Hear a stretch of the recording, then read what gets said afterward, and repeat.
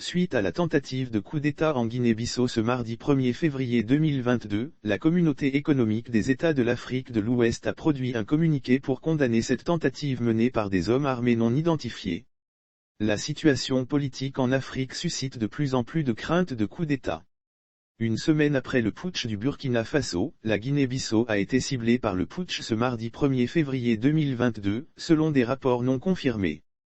Des tirs nourris entendus selon la BBC, des rapports non confirmés indiquent des soldats ont encerclé le bâtiment où se trouvaient le président Umaro Sissoco Embalo et le premier ministre Nunogom Nabiam. Des hommes armés en civil ont ouvert le feu sur le palais présidentiel de la capitale, Bissau, capitale de la Guinée-Bissau où le président et le premier ministre tenaient un conseil des ministres, précise la source. Les militaires responsables de l'intégrité physique du président Umaro Sissoco Embalo et des membres de son gouvernement dans un communiqué publié quelques heures après les tirs de feu, la Communauté économique des États de l'Afrique de l'Ouest, condamne cette tentative de coup d'État et tient les militaires responsables de l'intégrité physique du président Umaro Sissoco Embalo et des membres de son gouvernement.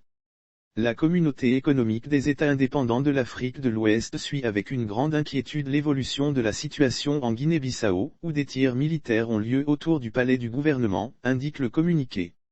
Lire aussi rencontre entre la junte burkinabé et les chefs d'état-major de la Communauté économique des États indépendants de l'Afrique de l'Ouest, des pistes d'attente en plus, le bloc régional qui promeut la coopération politique et économique en Afrique de l'Ouest, a condamné ce qu'elle appelle une tentative de coup d'État en Guinée-Bissau, et exhorte les militaires à regagner leurs casernes.